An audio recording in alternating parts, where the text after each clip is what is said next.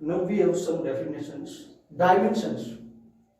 तो जैसे हम लोग लास्ट लेक्चर में डिस्कस कर रहे थे डायमेंशन के बारे में, तो what is the dimension? Dimension of a physical quantity are the powers to which units of base quantities, base quantity मतलब फंडामेंटल क्वांटिटी, ये बात है, are raised to represent a derived unit of that quantity. ठीक है, जैसे हमने निकाला था कि जो एक्सेलरेशन है, एक्सेलरेशन, उसके लिए जो डायमेंशन फॉर्मूला आया था वो आया था m l t -2, यानी कि m की पावर 1 थी, सॉरी m की पावर 0 थी, l की पावर 1 थी, t की पावर -2 थी, ये डायमेंशन फॉर्मूला आया था, है ना। तो अब देखो ये जो डायमेंशन फॉर्मूला था, यानी कि ये जो डायमेंशंस है ये हमें यही तो बता रहे भाई। ये देखो acceleration is a direct quantity, acceleration direct quantity है जो सिंपली किसके ऊपर डिपेंड करती है, लेंथ के टाइम के ऊपर, है ना। अगर देखो उसको स्प्लिट करते चलो, उसके डिप में जाएंगे एक्सेलरेशन के, एक्सेलरेशन किस पर डिपेंड करता है, वेलोसिटी अपॉन में टाइम, है ना। तो वेलोसिटी ऑफ टाइम को डिपेंड करता है, velocity is also direct quantity we depend upon displacement in time, है ना। और लास्ट में हम करेंगे कि डिस्प्लेसमेंट तो खुद लेंथ है ना। तो जो इसकी डिपेंडेंसी आई, इसमें लास्ट में सिर्फ दो ही चीज बचेगी, लेंथ और टाइम। ठीक है, तो एक्सेलरेशन हमें, अब ये जो डायमेंशंस है ये हमें ये बता रहा है कि लेंथ और टाइम के ऊपर तो डिपेंड है, लेकिन कितना डिपेंड है भाई, लेंथ के ऊपर 1 डिपेंड है और टाइम के लिए, टाइम के ऊपर -2, और मास के ऊपर इसकी कोई डिपेंडेंसी नहीं है। तो दीज आर जस्ट डायमेंशंस और जस्ट पावर्स और exponent of the mass length time base quantities. ठीक है, अब अगली बात आती है dimensional formula and dimensional equation क्या होती है।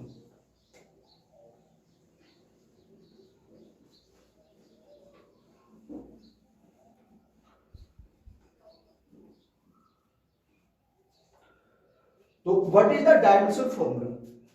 देखो डायमेंशनल फॉर्मूला क्या होता है, तो डायमेंशनल फॉर्मूला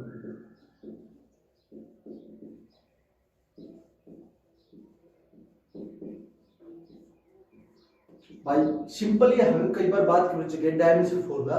तो अगर देखो डायमेंशनल फॉर्मूला क्या होती है, जैसे अगर मैंने अभी निकाला था जो फोर्स है, जो फोर्स है, फोर्स का जो फॉर्मूला बनता है, फोर्स का फॉर्मूला बनता है मास इनटू में एक्सेलरेशन, मास गुना एक्सेलरेशन, मास गुना एक्सेलरेशन, ये ठीक है। लेकिन जो फोर्स है वो दो फिजिकल क्वांटिटी पे डिपेंड है, एक मास के ऊपर, एक एक्सेलरेशन।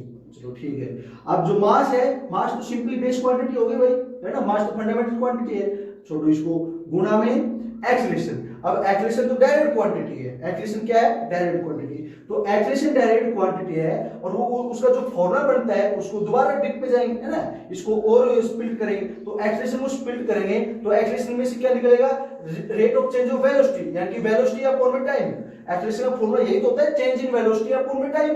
तो change in velocity simply is velocity, तो ये क्या हो जाएगा, वेलोसिटी अपॉन में टाइम, वेलोसिटी अपॉन में टाइम, ये बनेगा वेलोसिटी अपॉन टाइम। ठीक है, तो मास इनटू में वेलोसिटी अपॉन में टाइम।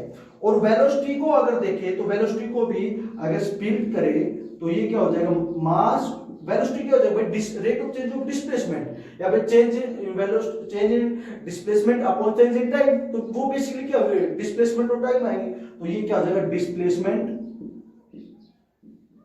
डिस्प्लेसमेंट अपॉन में टाइम,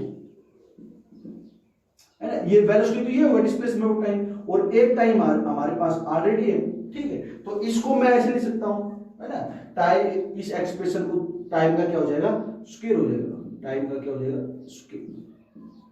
ठीक है, अब अगर देखिए तो देखो भाई मास भी base quantity, displacement which is length, है ना, सिंपली लेंथ है डिस्प्लेसमेंट, तो वो भी क्या हो, बेस क्वांटिटी है, टाइम है वो भी बेस क्वांटिटी है। तो हमें क्या मिला, मास इनटू में लेंथ अपॉन में टाइम का स्क्वायर।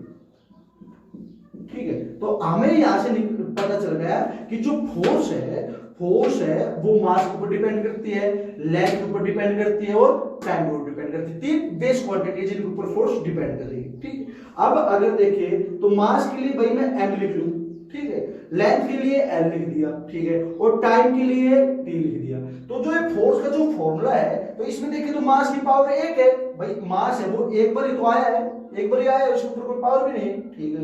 लेंथ है ये भी एक बार ही आया और इसकी पावर भी 1 है, लेकिन टाइम है उसका स्क्वायर है और वो किसमें है, डिनोमिनेटर में, इसको ऊपर लेके जाएंगे न्यूमरेटर में तो इसकी पावर क्या हो जाएगी -2, तो यहाँ पर क्या आ जाएगा बेटा -2, तो m की पावर 1 l की पावर 1 और -2। तो ये जो लिखा है, ये जो एक्सप्रेशन है, ये जो स्क्वायर ब्रैकेट में m l t लिखकर और हमने इनकी पावर लिखी है, ये है डायमेंशनल फॉर्मूला फॉर फोर्स। तो फोर्स का जो डायमेंशनल फॉर्मूला है वो क्या है, m l t -2 और 1 एंड -2 आर द डायमेंशन। तो डायमेंशन तो जस्ट नंबर है और इसकी रिप्रेजेंटेशन कैसे की जाती है, ठीक। तो ये था हमारा डायमेंशन फॉर्मूला। तो सिंपली डायमेंशन फॉर्मूला हमें ये बता रहा है कि वो जो डेराइव्ड क्वांटिटी है वो कौन कौन सी बेस क्वांटिटी पे डिपेंड है ना। तो सिंपली जो फोर्स डेराइव्ड क्वांटिटी है वो मास के ऊपर डिपेंड है, लेंथ के ऊपर डिपेंड है और टाइम के ऊपर डिपेंड है। और कितनी डिपेंड है, मास के ऊपर 1, लेंथ के ऊपर 1 और टाइम के ऊपर -2। यही डिपेंडेंसी है ना भाई इसकी, ये जो पावर है वो डिपेंडेंसी बता रही है ना, ठीक है। तो force is equal to force का डायमेंशन होना क्या है, m l t -2। चलो अब एक बात आती है, ये तो हो गया डायमेंशनल फॉर्मूला। अब एक टर्म और आते हैं डायमेंशनल इक्वेशन, है ना। अब डायमेंशनल इक्वेशन में क्या है भाई, डायमेंशनल इक्वेशन देखो नाम ही लग रहा है आपको इक्वेशन, तो कहीं ना कहीं इक्वल का साइन मिलेगा आपको, है ना। मैं तो पढ़ा होगा आपको इक्वेशन क्या चीज होती है। तो इक्वेशन में डायमेंशनल इक्वेशन, अब इसको और थोड़ा और सुंदर लगे और अच्छा लिखिए तो हम इसको ऐसे लिख सकते हैं, इधर फोर्स को भी हमने क्या लिख दिया भाई, फोर्स को भी हमने क्या लिख दिया, एक स्क्वायर ब्रैकेट में डालकर उसके आगे इक्वल टू का साइन लगाकर उसका डायमेंशन फॉर्मूला लिख दिया, है ना। तो ये जो चीज बन गई, ये जो इक्वेशन बनी, इसको हम क्या बोल देंगे, डायमेंशनल इक्वेशन। सिंपल टर्म है। डायमेंशनल फॉर्मूला क्या है, डायमेंशनल इक्वेशन क्या है, डायमेंशनल इक्वेशन बना रही है तो उसके आगे जो फिजिकल क्वांटिटी, जो डायरेक्ट फिजिकल क्वांटिटी का हम जिक्र कर रहे हैं उसको भी किस में लिख दो, इसमें स्क्वायर ब्रैकेट में, वो क्या हो जाएगा, डायमेंशनल इक्वेशन। चलो एक दो क्वांटिटी और पढ़ लेते हैं।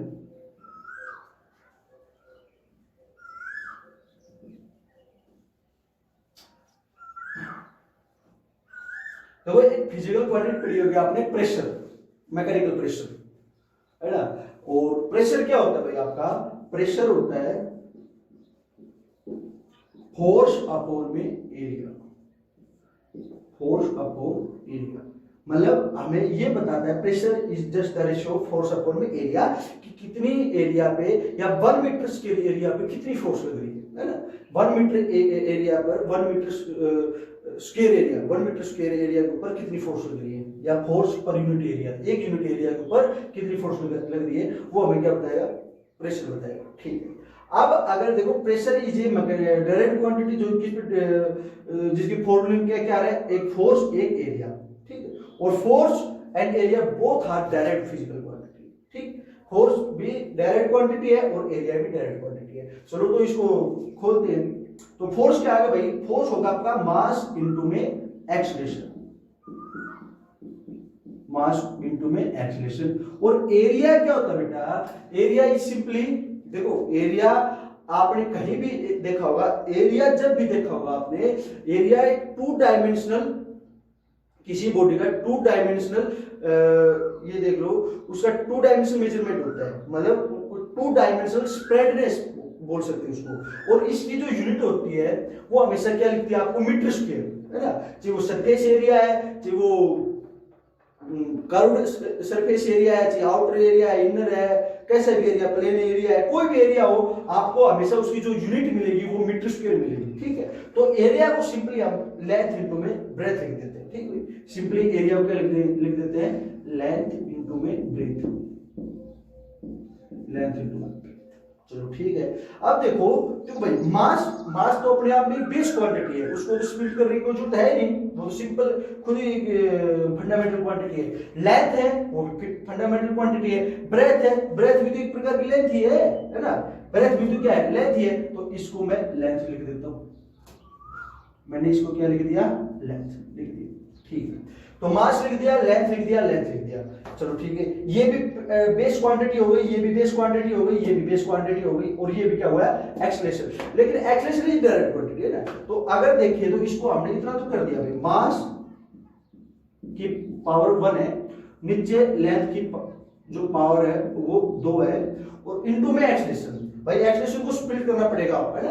एक acceleration is not a fundamental quantity. तो एक्सेलरेशन क्या होता है आपका? Acceleration it is just rate of change of velocity, है ना। Rate of change of velocity यानी चेंज इन वेलोसिटी अपॉन में टाइम।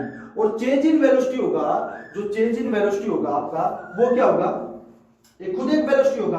तो ये क्या होगा बेटा आपका? वेलोसिटी अपॉन में टाइम, वेलोसिटी अपॉन में टाइम, ठीक है। अब velocity is also a direct quantity, इसको फिर दोबारा स्प्लिट कर लो तो ये क्या हो जाएगा? मास अपॉन में लेंथ का स्क्वायर। भाई वेलोसिटी क्या होता है? डिस्प्लेसमेंट अपॉन में टाइम, और डिस्प्लेसमेंट इज ए लेंथ। तो इसको मैं ऐसे लिख सकता हूं बेटा, डिस्प्लेसमेंट, वेलोसिटी को डिस्प्लेसमेंट अपॉन में टाइम, और नीचे भी एक टाइम है तो नीचे क्या लिख दूंगा मैं? टाइम का स्क्वायर, ठीक है। अब डिस्प्लेसमेंट लेंथ है ना, displacement is simply length, displacement is simply length, मतलब जाती वही है इसकी, है ना, नाम से अलग हो लेकिन जाती वही है, ठीक है। तो ये जो लेंथ, डिस्टेंस, ब्रीथ, हाइट, ये सिंपली एक ही जाति की है, ठीक है, एक ही खून इनका, और वो क्या है? लेंथ है। तो एक लेंथ ऊपर एक नीचे, ये कैंसिल आउट हो जाएगा, ठीक है। अब अगर देखें तो देखो लेंथ और टाइम डिनोमिनेटर में, मास और न्यूमरेटर में, तो ये बढ़ गया हमारा मास, लेंथ की पावर क्या हो जाएगी भाई? 1। अगर इसको न्यूमरेटर में लिखूंगा तो टाइम की पावर क्या हो जाएगी? -2 हो जाएगा भाई। देखो मास, लेंथ, टाइम। अब देखो मास, लेंथ, टाइम, अब हम इसको किस में ले आए? फंडामेंटल क्वांटिटी में। प्रेशर किस किस पर डिपेंड कर रहा है? मास पे, लेंथ पे, टाइम पे। किस प्रकार डिपेंड कर रहा है? इसमें जो मास की जो है, m की जो पावर है वो कितनी है? 1। लेंथ की l की पावर 1 और t की पावर लेंथ की -1, ठीक है। तो that is the dimensional formula for pressure. तो डायमेंशनल फॉर्मूला क्या होगा? m l -1 t -2। डायमेंशन क्या होगा? 1 -1 और -2। तो these are the dimension and that is the dimension formula. तो अगर इसकी इक्वेशन लिखनी है तो यहां पर कुछ नहीं करना आपको, प्रेशर को दोबारा एक स्क्वायर ब्रैकेट में लगाकर इक्वल टू का साइन लगाकर ये आपने इक्वेशन बना दी, ठीक है, ठीक। तो that was the dimensional equation.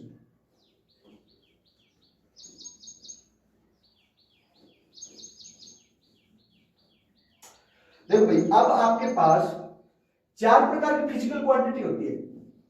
अब आपके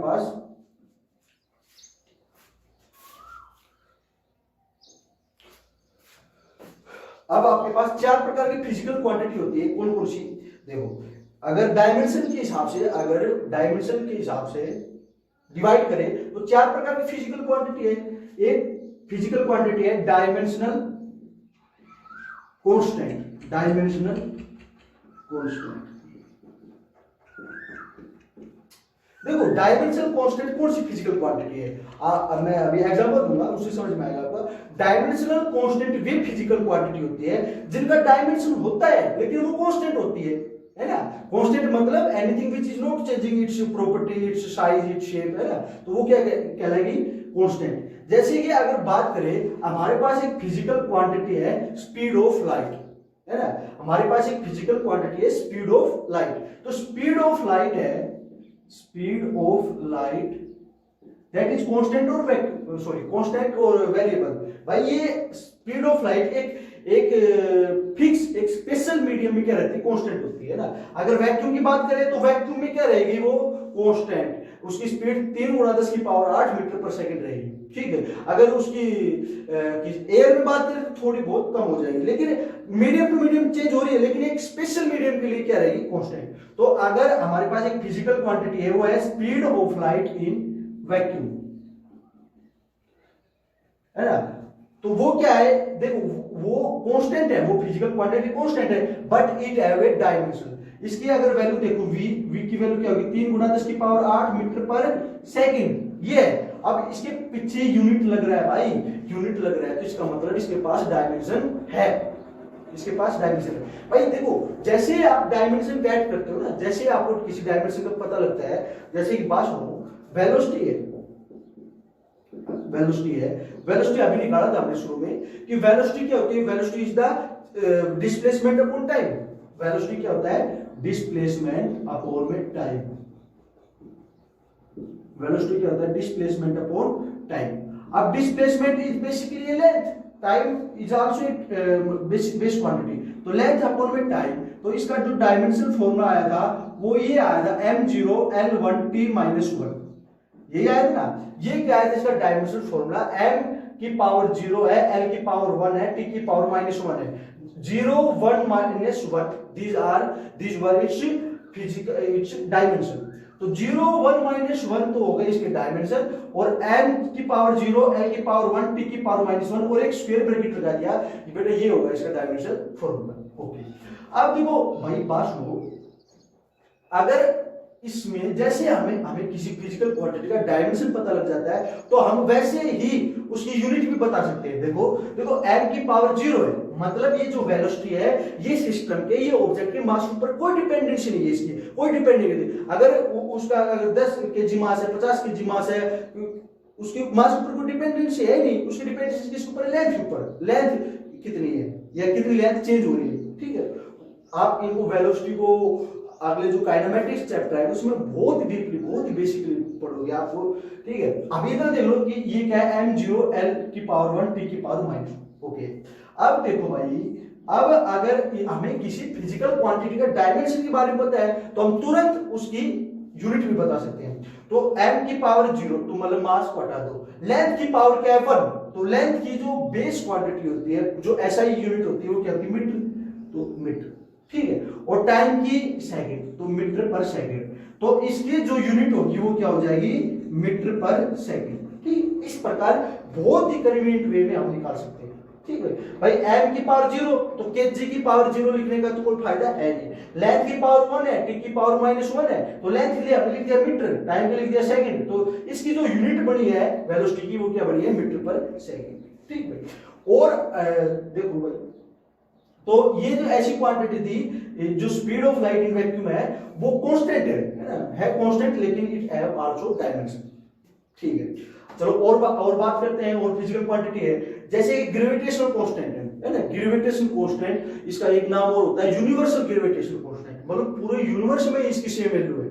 जहां जहां पर मैटर है, जहां जहां पर मास है, वहां पर इसकी यही होगी। अगर प्लूटो पे देखे, नेपच्यून पे देखे, कोई अल्फा सेंचुरी पे जाके देखे, दूसरी गैलेक्सी में जाके देख ले, है ना, तो वहां भी दो मास के बीच में अगर ग्रेविटेशनल फोर्स का जिक्र होगा तो वही जी 6.67 into 10⁻⁻11 न्यूटन मीटर स्क्वायर पर केजी स्क्वायर, यही फॉर्मूला लगेगा, सॉरी यही कांस्टेंट रहेगा जी की वैल्यू। तो इसीलिए इसको क्या बोला गया था, यूनिवर्सल ग्रेविटेशन कांस्टेंट। तो यूनिवर्सल ग्रेविटेशन कांस्टेंट के लिए देखो भाई फॉर्मूला ये था, F = G m1 m2 upon में r स्क्वायर, है ना। देखो फॉर्मूला यही था ना, F = G m1 m2 upon में r स्क्वायर, फॉर्मूला यही था। ये था हमारा ग्रेविटेशनल कांस्टेंट, ठीक है। तो bye simple mathematics operation G को मैं ऐसे भी लिख सकता हूं, ये r इधर चला जाएगा, m1 m2 क्या हो जाएगी, नीचे हो जाएगी, तो F इनटू में r का स्क्वायर अपॉन में m1 m2, है ना भाई। तो G क्या होगा, F क्या है, फोर्स, R क्या है, डिस्टेंस, और m1 m2 क्या है, मास है। तो अगर देखो फोर्स का डायमेंशन फॉर्मूला हमने निकाला था, फोर्स क्या होता है, मास इनटू में एक्सेलरेशन, तो इसका आया था mLT - 2, mLT - 2। ये फॉर्मूला किसके लिए आया था, डायमेंशन फॉर्मूला, ये आया था फोर्स के लिए। और r क्या है, यहां पर डिस्टेंस बिटवीन टू मासेस, और डिस्टेंस इज सिंपली लेंथ, तो इसको हम कैसे लिख सकते हैं, L स्क्वायर, ठीक है। और नीचे क्या है, m1 * m2, नीचे क्या है, m1 * m2, तो ये क्या हो जाएगा भाई, ये हो जाएगा, सॉरी, m का स्क्वायर, ठीक है। तो इसके डायमेंशन देखिए, ग्रेविटेशनल कांस्टेंट के अगर डायमेंशन देखिए, देखो ऊपर m की पावर 1 है, नीचे m की पावर क्या है, 2 है, तो एक पावर कट जाएगी, है ना भाई, एक पावर कट जाएगी, ये m बचेगा, ये कैंसिल, ठीक।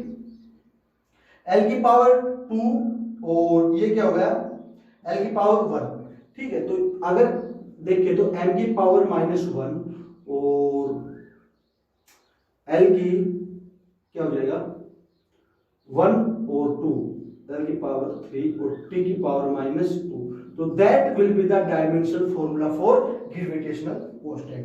तो ये देखो, ये जो फिजिकल क्वांटिटी थी, ये वे फिजिकल क्वांटिटी जो कांस्टेंट है, बट दे हैव डायमेंशन और डायमेंशनल फॉर्मूला, ठीक है। तो speed of light in vacuum, gravitational constant, gas constant है ना, पीवी इक्वल टू एनआरटी। यहाँ पर जो आर है वो क्या है, गैस कांस्टेंट। तो ये ऐसी फिजिकल क्वांटिटी है जिनके Boltzmann constant, Planck constant, these constant have dimension but they are constant. मतलब उनकी कांस्टेंट, मतलब उनकी जो वैल्यू है वो चेंज नहीं होगी, but they have unit, they have dimension. ठीक है, चलो अगले प्रकार की है वो है डायमेंशनलेस कांस्टेंट। डायमेंशनलेस कांस्टेंट,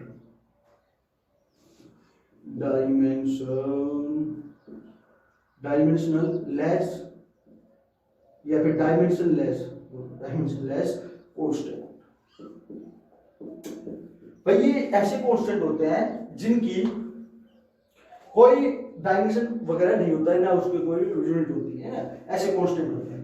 जैसे कि बात करें जो नंबर है ना, आपके नंबर है, जैसे आपके नेचुरल नंबर है 1 2 3 4 5 6 7 8 9 10, ये इनका कोई डायमेंशन है नहीं, है ना, और जिस चीज का डायमेंशन नहीं होगा उसका कोई यूनिट नहीं होगी भाई। ठीक है, तो ये जो नंबर है 1 2 3, दीज आर डायमेंशनलेस कांस्टेंट, है ना, इनका कोई डायमेंशन नहीं है। और कई कांस्टेंट है जैसे पाई, है ना, व्हिच वैल्यू इज 22/7, है, पाई इज 22/7, जिसको हम वो बोलते हैं, सॉरी मेरा नाम ध्यान नहीं आ रहा, पाई 22/7, ये भी क्या है, कांस्टेंट है, but it don't have dimension. ई जिसकी वैल्यू क्या होती है अबाउट 2.7, है ना, ये ई भी क्या है, कांस्टेंट है ना, ई एक्सपोनेंशियल। तो ई क्या है, एक कांस्टेंट है 2.7। एवोगैड्रो नंबर है ना 6.022 into 10⁻23, this is also a constant but it don't have dimension, Avogadro number.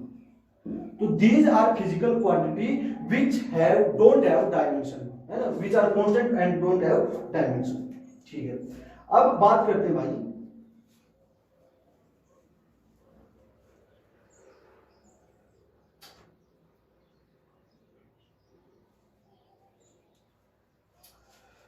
Dimensional variable, dimensional variable ऐसे वेरिएबल, वेरिएबल मतलब anything which varies, anything which varies, जो जिसकी वैल्यू चेंज होती जाती है टाइम के हिसाब से या फिर सिस्टम चेंज होती है, तो उनको क्या बोलते हैं, डायमेंशनल वेरिएबल। ऐसी physical quantity which are variable and which have dimension also, which have variable and which have dimension also. तो ये तो आप पढ़ते आ रहे हैं, जैसे फोर्स हुआ, वेलोसिटी हुआ, एक्सेलरेशन हुआ, दीज आर, भाई फोर्स की जो वैल्यूज है, अगर फोर्स है उसकी वैल्यू चेंज होगी।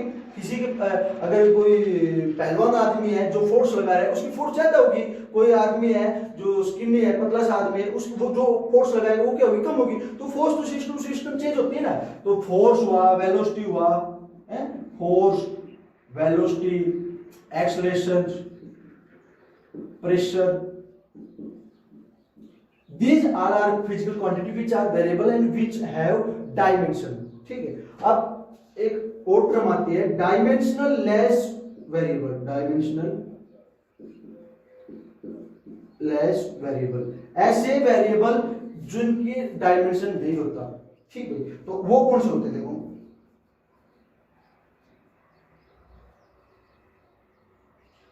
एंगल, देखो एंगल, एंगल है, एंगल के लिए कोई डायमेंशन निर्धारित नहीं है। ठीक है, एंगल के लिए यूनिट निर्धारित है लेकिन एंगल के लिए कोई डायमेंशन वगैरह निर्धारित नहीं है। ठीक है, इसको हम डायमेंशन लिखते हैं, जैसे प्लेन एंगल के लिए रेडियन, सॉलिड एंगल के लिए स्टेडियन, यूनिट्स है उनके लिए लेकिन वो डायमेंशन नहीं लेते। एंगल हुआ, स्ट्रेन हुआ, strain is the change in the dimension, है ना, अपॉन ओरिजिनल डायमेंशन। तो दीज आर आल्सो, ये वेरिएबल है, देखो एंगल वेरिएबल होगा। अब यहाँ पर वेरिएबल हो सकता है, सॉरी एंगल 60 डिग्री है दो डायरेक्शन के बीच में, यहाँ पर क्या हो ज्यादा हो जाएगा, but it don't have dimension. तो ये जो एंगल हुआ, स्ट्रेन हुआ, specific gravity, specific gravity, specific density वगैरह, ये सारी चीजें क्या होती है, डायमेंशनलेस वेरिएबल। मतलब ये चीज वेरी करती है लेकिन they don't have dimension. Okay, thank you.